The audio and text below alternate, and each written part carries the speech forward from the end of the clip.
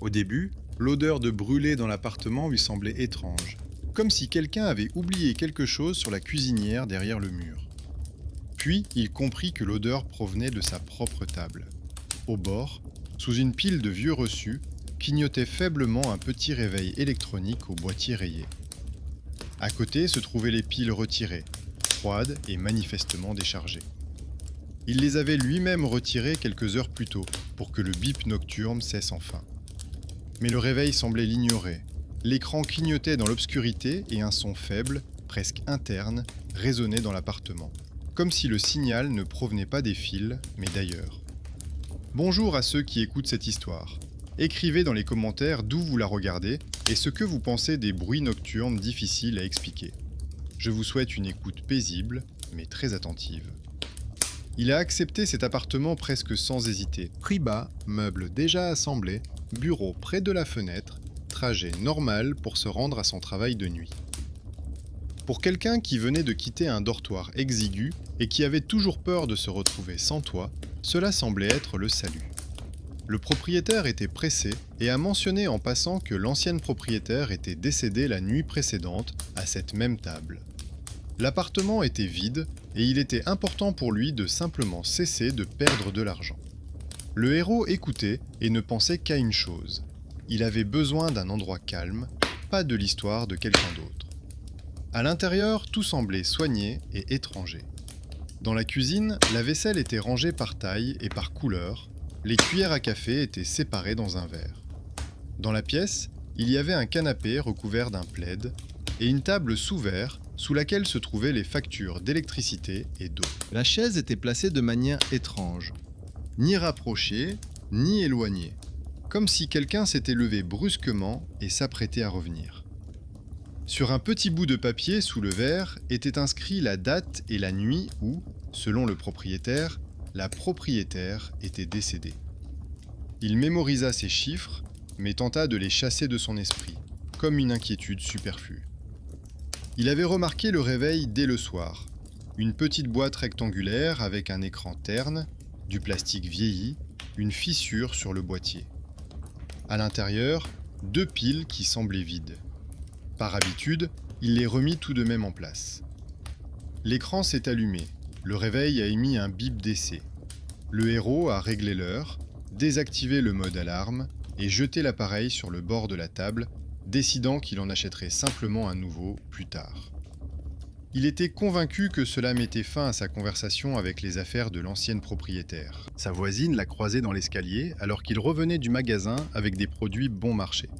Sèche et attentive, elle lui a demandé s'il avait loué l'appartement pour longtemps et s'il avait assez d'argent. Entre 2 plaintes sur les tarifs, elle lui raconta que l'ancienne propriétaire travaillait la nuit, qu'elle avait toujours peur de manquer un appel important et qu'elle avait des réveils partout dans l'appartement.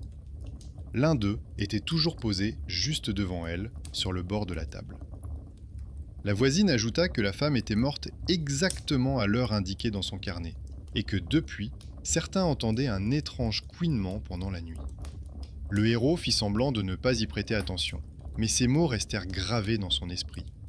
La première nuit, il s'est couché tard et s'est immédiatement endormi. Il a été réveillé en sursaut par un signal électronique strident. Au début, il a cru que c'était un bruit provenant de son rêve.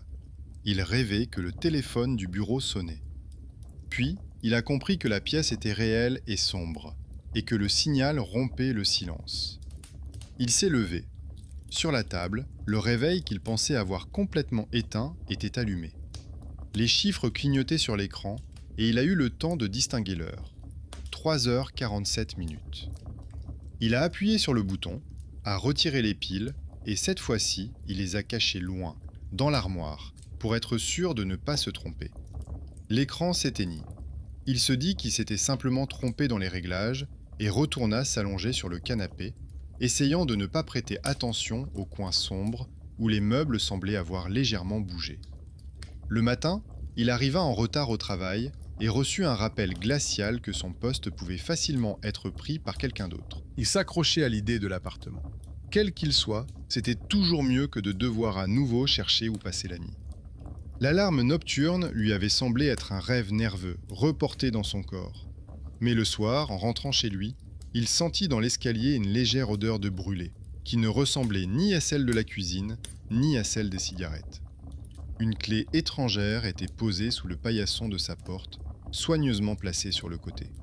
Il décida qu'un de ses voisins l'avait laissée tomber par inadvertance et la posa sur le tableau d'affichage, en essayant de ne pas associer ce métal fortuit à l'alarme nocturne. La deuxième nuit, il s'endormit plus tôt, mais se réveilla presque au même moment. Cette fois, le son était plus faible, comme s'il passait à travers une couche d'eau. Il alluma la lampe de chevet. Le réveil était au même endroit, mais l'écran n'était pas allumé. Le son semblait provenir de l'intérieur du boîtier, bien qu'il n'y ait pas de pile à l'intérieur. Le héros prit l'appareil, sentit une légère chaleur, le démonta, rangea les pièces dans une boîte à chaussures et la mit sous le lit, décidant de tout jeter définitivement le lendemain. Il regarda l'heure sur son téléphone. Il était également 3h47. Maintenant, ce n'était plus seulement étrange, c'était insistant. Au matin, des détails commencèrent à se rassembler dans son esprit. La chaise était à nouveau placée dans le même angle que le jour de son emménagement, alors qu'il se souvenait l'avoir déplacée. Une nouvelle marque était apparue sur le tapis près de la table, comme si quelqu'un d'autre s'était assis là avant lui. Sous le verre de la table, il remarqua une carte qu'il n'avait pas lue auparavant. C'était une vieille carte d'hôpital avec le numéro de téléphone d'un parent. Le nom qui y figurait correspondait au nom de jeune fille de sa mère. Le lien était réel. L'ancienne propriétaire de l'appartement pouvait être une parente éloignée dont on lui avait vaguement parlé dans son enfance. Pendant la journée, il essaya de s'expliquer tout cela par des raisons simples. L'habitude de chercher des coïncidences, la fatigue due au travail de nuit, les bruits de la vieille maison. Mais le soir venu, il comprit qu'il attendait la nuit non plus comme un sommeil, mais comme une vérification. Il décida d'utiliser ce qu'il savait bien faire, les enregistrements. Il a connecté une vieille webcam à son ordinateur portable et l'a placée de manière à ce que la table et la chaise soient dans le champ. Il a lancé l'enregistrement. Il a laissé son téléphone sur le bord du bureau avec le dictaphone allumé. Avant d'éteindre la lumière, il a regardé une dernière fois la carte sous le verre. La ligne avec le numéro et le nom familier, et pour la première fois, une pensée simple lui est venue. Peut-être que le réveil dans cet appartement ne sonnait pas pour rien, mais pour quelqu'un de très précis. Le matin, il ne se réveilla pas au son de la sonnerie ou de l'alarme, mais à cause de la lumière qui lui piquait les yeux à travers le rideau mal fermé. Il avait la tête qui bourdonnait, comme après un long service, alors qu'il n'avait presque rien fait. Sa première pensée ne fut pas pour le travail ou l'argent, mais pour la boîte à chaussures sous le lit.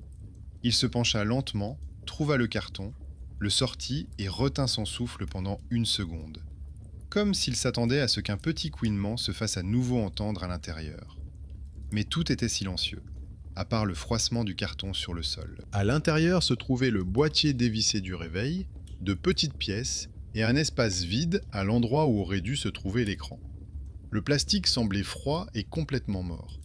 Il rangea la boîte, alla dans la cuisine, ouvrit le robinet et remarqua alors un autre détail. Sur le rebord de la fenêtre près de l'évier se trouvait un chiffon plié qu'il n'utilisait pas. À côté se trouvait une petite éponge, légèrement humide. La voisine avait dit hier que l'ancienne propriétaire était obsédée par la propreté et pouvait nettoyer la même surface plusieurs fois par soir. Le héros n'avait pas touché le rebord de la fenêtre, mais les traces étaient fraîches, comme si quelqu'un venait d'essuyer l'eau à cet endroit. Ce détail s'ajoutait au tintement nocturne et au temps qui se répétait, et ensemble, ils ressemblaient à une liste d'indices qu'il n'avait pas demandé. Pendant la journée, au travail, tout s'écroulait. Son chef avait une liste de reproches. Il n'avait pas répondu à temps à un courrier, il avait oublié de rendre un outil. Le héros acquiesçait et pensait que le pire à présent était de se retrouver à nouveau sans rien, avec ses affaires dans des sacs, à la recherche d'un nouveau logement. L'appartement avec ses meubles étrangers et son réveil étrange n'était pas pour lui un endroit effrayant, mais une dernière chance de s'arrêter. Cette pensée l'empêchait de prendre la décision simple de tout abandonner et de déménager. Il se surprenait à regarder sans cesse sa montre et à tressaillir chaque fois que l'aiguille approchait de ce moment précis. Sur le chemin du retour, il entra dans le supermarché près de l'arrêt de bus et resta longtemps devant le rayon des carnets. Il prit le plus simple, sans dessin, et un stylo à encre noire. De retour chez lui, il s'assit à table et posa le cahier sur la vitre. sous laquelle on pouvait encore voir la carte avec le nom de famille qui correspondait à celui de sa famille. Il ouvrit la première page et écrivit en lettres irrégulières l'heure à laquelle il s'était réveillé pendant la nuit, et tout ce dont il se souvenait du bruit, du réveil, des choses étranges dans la cuisine. Il n'avait jamais tenu de journal, trouvant cela inutile, mais il sentait maintenant que ces notes pourraient l'aider à ne pas devenir fou, car sa mémoire confondait déjà le rêve et la réalité. Sa voisine l'avait de nouveau croisé dans l'escalier. Cette fois, elle lui avait apporté une vieille quittance et lui avait dit qu'elle l'avait trouvée dans son bureau et avait décidé de la rapporter à l'adresse indiquée. Sur le papier figurait une date et un nom qui lui étaient familiers. En bas, une heure était inscrite d'une écriture fine, à côté d'un petit cercle. La voisine expliqua que l'ancienne propriétaire notait les heures auxquelles elle devait prendre ses médicaments et appeler le médecin, et qu'un jour, elle avait écrit à côté de l'heure de la nuit que c'était à ce moment-là, selon elle, qu'il était le plus facile de partir. Le héros écoutait et comprenait que le système de notation étranger le concernait désormais lui aussi. Il prit le reçu et le rangea soigneusement dans son carnet, décidant que tout ce qui concernait cette heure devait être conservé au même endroit. Le soir, il est retourné dans la pièce et a relevé les stores plus haut que d'habitude afin qu'il n'y ait pas d'ombre superflue. Il a déplacé la chaise de manière à ce que la caméra de l'ordinateur portable puisse le voir, ainsi que le réveil et le carnet sur la table. Il a placé la boîte à chaussures contenant les pièces à côté, la laissant délibérément ouverte, comme preuve que le réveil était démonté. Il a lancé l'enregistrement, vérifié que le capteur clignotait, puis s'est assis sur le canapé, s'enveloppant dans une vieille couverture. Il a posé son téléphone à côté de lui et a relancé l'enregistrement. Tout cela ressemblait déjà à une petite expérience dont il était à la fois le chercheur et le sujet. Pendant longtemps, il ne se passa rien. La maison s'apaisa peu à peu. Dans l'appartement voisin, les portes de l'armoire cessèrent de claquer, les tuyaux cessèrent de vibrer, un ascenseur vrombit au loin. Il sombra plusieurs fois dans une somnolence légère et se réveilla aussitôt, confondant la réalité avec les fragments de ses rêves. À un moment donné, il lui a semblé entendre le bip électronique habituel, mais il n'y avait aucun son dans la pièce. Il sentait dans sa nuque que le temps s'écoulait lentement, et c'est alors qu'il a remarqué une faible lueur. Ce n'était ni un réveil, ni un téléphone, mais l'écran d'un ordinateur portable. La caméra était allumée, mais le programme de prise de vue qu'il avait lancé devait fonctionner sans rétroéclairage. À présent, l'écran brillait faiblement, comme si quelqu'un y faisait glisser le curseur. Il se leva, s'approcha et vit que l'enregistrement était en cours, mais le minuteur dans le coin de l'écran indiquait une heure complètement différente. Au lieu de la date et de l'heure actuelle, il y avait des chiffres indiquant la nuit plusieurs jours plus tard. Sur l'enregistrement, il se vit assis à la même table, vêtu du même t-shirt, mais le temps avait changé dehors et le visage à l'écran semblait fatigué, comme après une longue maladie. Il retira sa main du pavé tactile, mais la lueur ne disparut pas. Au contraire, l'image devint plus nette. La vidéo montrait comment il se penchait vers le réveil, le prenait dans ses mains et notait quelque chose dans un carnet. Puis l'écran montrait un gros plan du réveil. Il n'affichait pas l'heure, mais 3 mots. Le héros n'a pas eu le temps de les lire. L'image a tremblé, l'écran sur la table réelle est devenu plus sombre, et à ce moment-là, un son familier et subtil a retenti dans la pièce. Il ne provenait ni de la boîte, ni du téléphone, mais de quelque part entre la table et le mur, comme si l'air lui-même était devenu la source du signal. Il sursauta et regarda son téléphone. L'écran affichait également l'heure de la nuit, celle qu'il avait longtemps eu peur de prononcer à voix haute. L'enregistreur continuait à enregistrer. De petites barres défilaient sur l'indicateur, réagissant au son. Il s'approcha de la table, passa la main sous le verre et sortit la fiche d'hôpital. Là où il n'y avait auparavant que des chiffres indiquant l'heure et un nom, un autre trait était désormais visible. Sous la mention du décès, quelqu'un avait ajouté un point d'interrogation. Comme si cette personne doutait elle-même que l'événement ait eu lieu à ce moment précis. Il se surprit à penser qu'il se comportait tout le temps comme s'il essayait de ne déranger personne.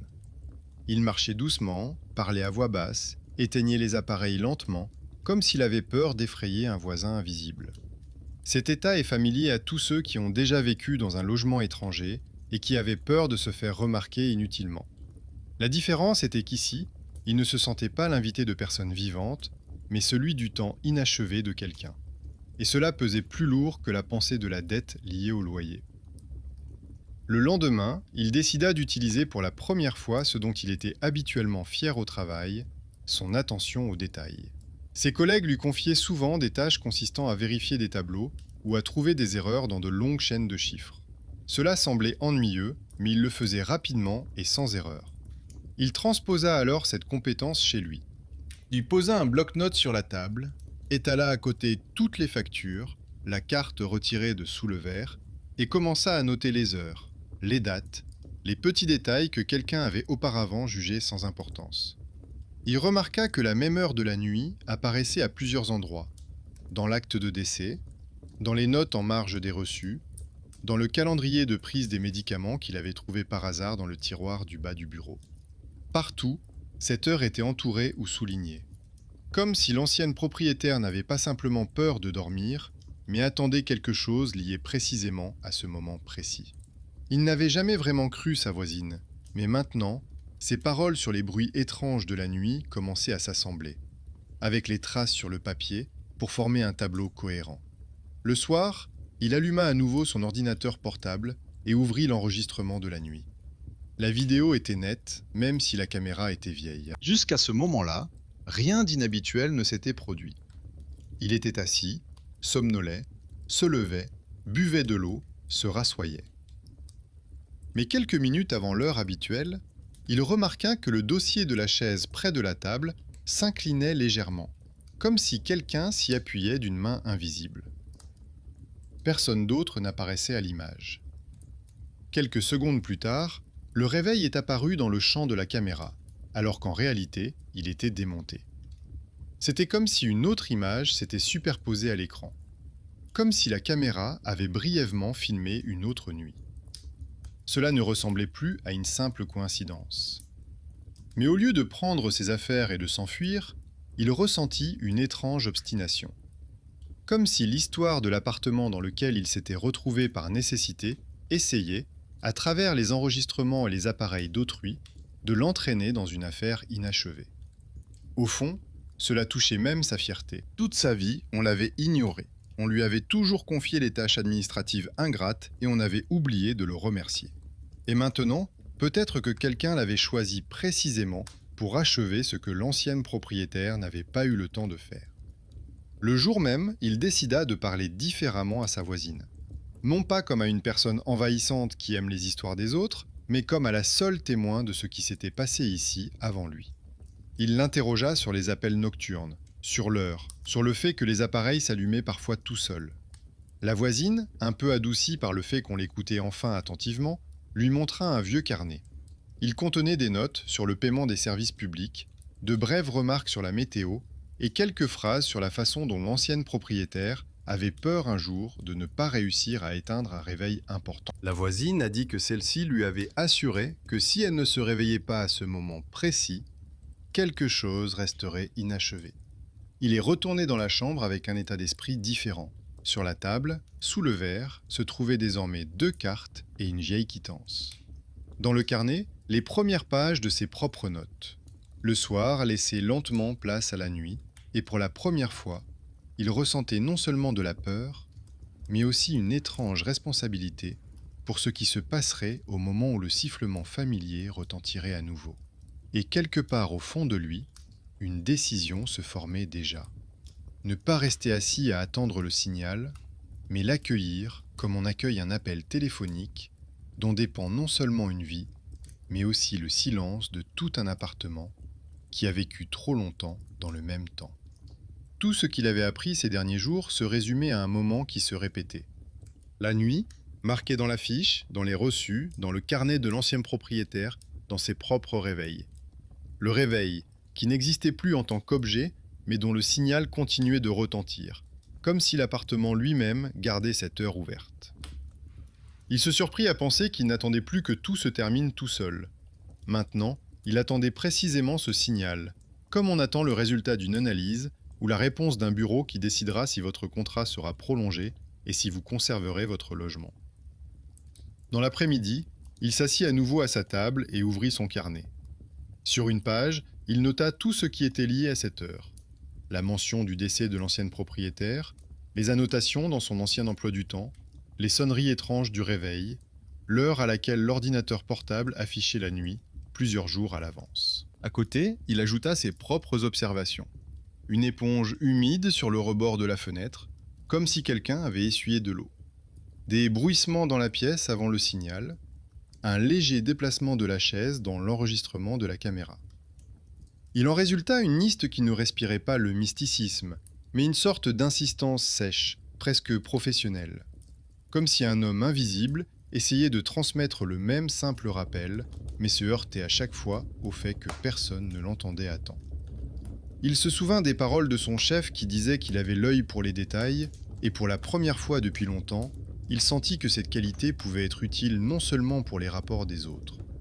Il trouva encore quelques papiers dans le tiroir de son bureau.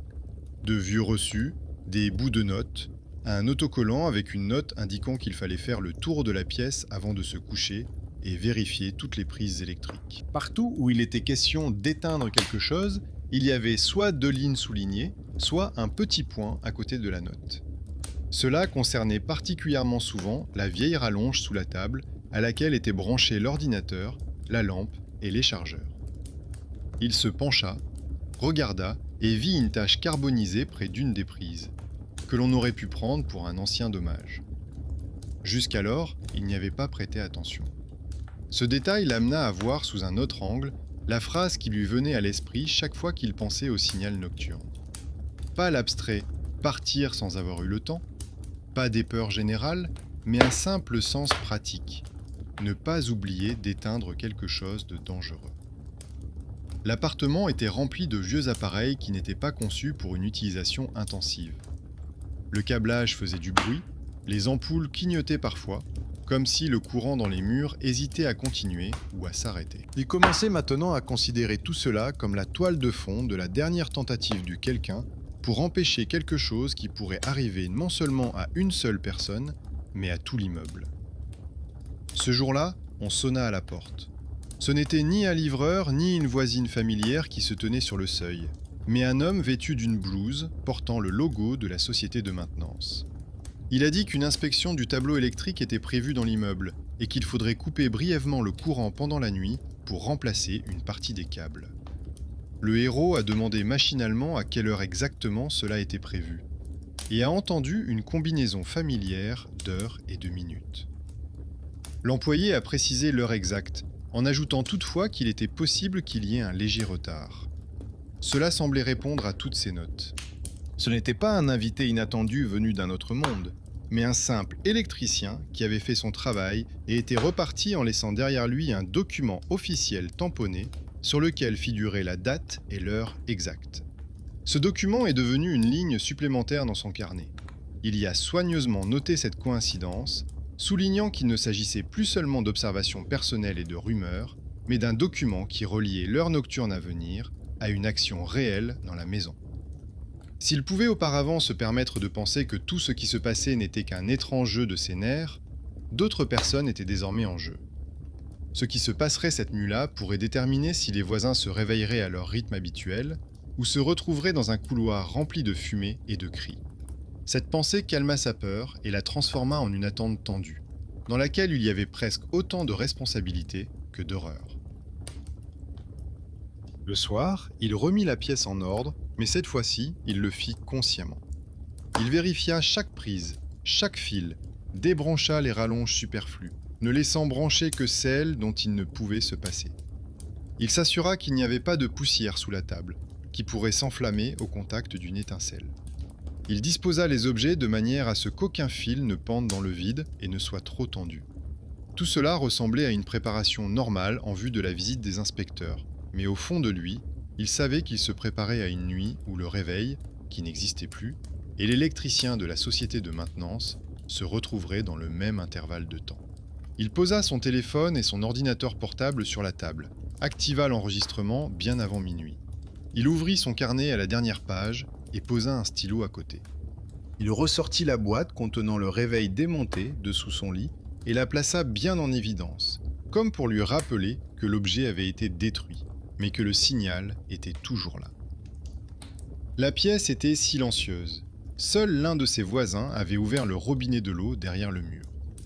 Il se surprit à écouter attentivement chaque bruit provenant de l'extérieur, essayant de deviner à l'avance quand les gens avec leurs outils descendraient au sous-sol, et quand la première vague d'obscurité envahirait la maison. La nuit approchait non pas d'un seul coup, mais progressivement. Les horloges du téléphone et de l'écran de l'ordinateur fonctionnaient de manière synchronisée. Il remarqua que les aiguilles étaient déjà passées plusieurs fois sur ces mêmes minutes au cours de la journée, mais qu'il n'y avait eu aucun signal. Comme si, pour ceux qui se préparaient, non seulement l'heure était importante, mais aussi l'état de la maison, des personnes, du câblage, des circonstances extérieures. Pour la première fois, il sentit à quel point on s'habitue à sa propre peur lorsqu'elle s'étire sur plusieurs jours. La terreur initiale fit place à une tension patiente, dans laquelle il commençait déjà à penser non pas à la façon de s'échapper, mais à ce qu'il faudrait faire lorsque tout commencerait. Quelques minutes avant l'heure prévue, la lumière dans la pièce s'est atténuée pendant 1 seconde. Cela ressemblait à une simple variation de tension, mais il s'y attendait déjà et l'avait même noté dans son carnet.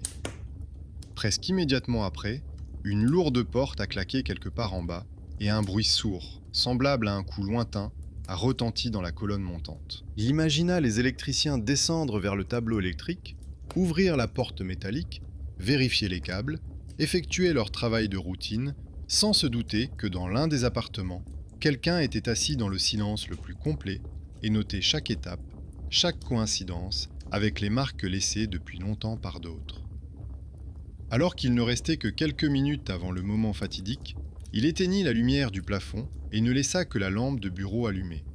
Il lui semblait qu'il verrait ainsi plus clairement tout changement de lumière, tout flash sur l'écran. La pièce était suffisamment éclairée pour distinguer les objets, mais les ombres étaient devenues plus denses, plus profondes.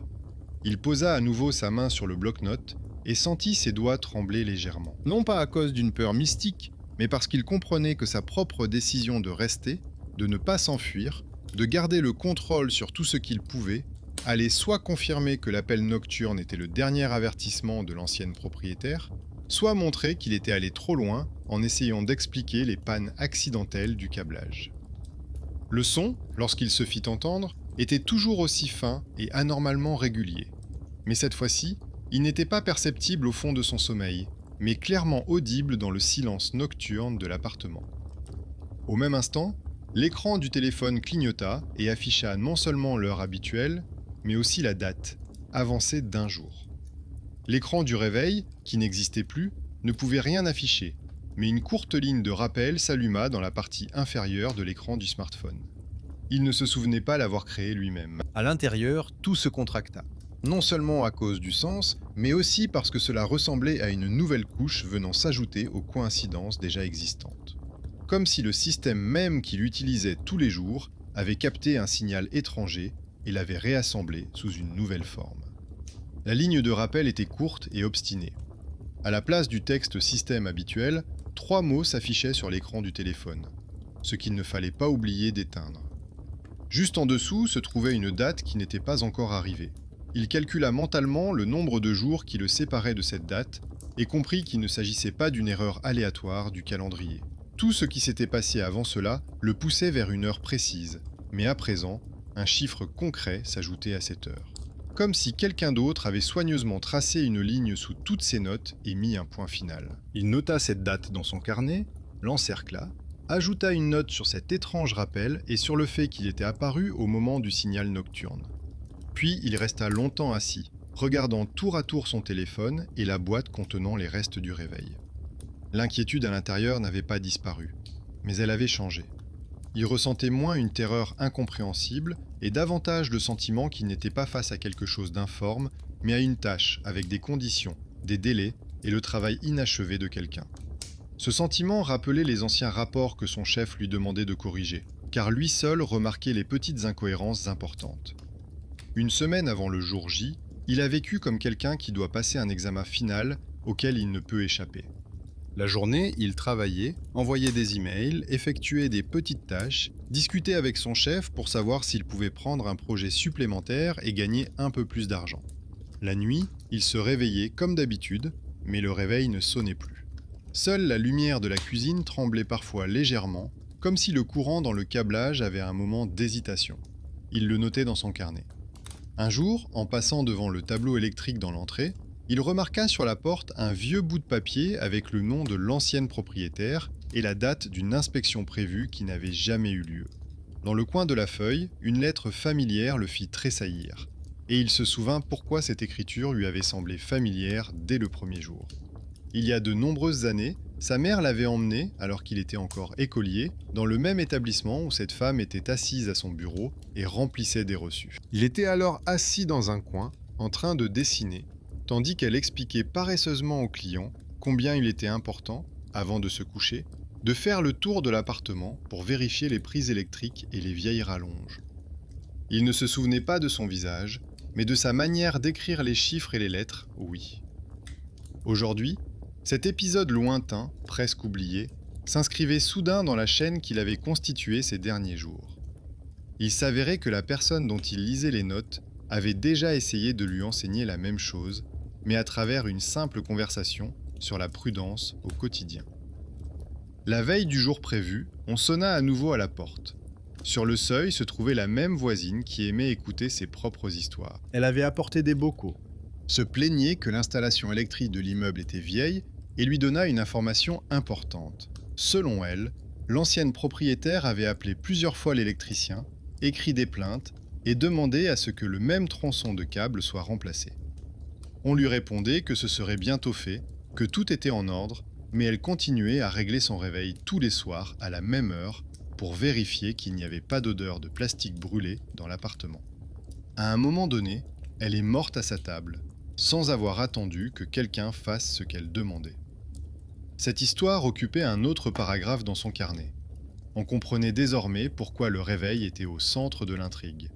Pourquoi cette heure précise apparaissait dans les reçus, la carte et l'étrange rappel. Mais la question restait de savoir ce qu'il devait éteindre cette nuit-là. Seulement sa propre lumière ou quelque chose de plus, lié à tout l'escalier. Il décida qu'il valait mieux pécher par excès de prudence plutôt que par lâcheté. Cela ressemblerait plutôt à du respect pour la tentative d'une autre personne d'empêcher un danger, tentative qui avait échoué de son vivant. Le jour indiqué dans le rappel s'est déroulé comme d'habitude. Il est rentré du travail, a mangé, a fait la vaisselle, a vérifié machinalement si les robinets étaient fermés, si le fer à repasser était éteint, si aucun voyant supplémentaire n'était allumé. 1 heure avant le moment venu, il s'est rendu au tableau électrique et a regardé attentivement le panneau.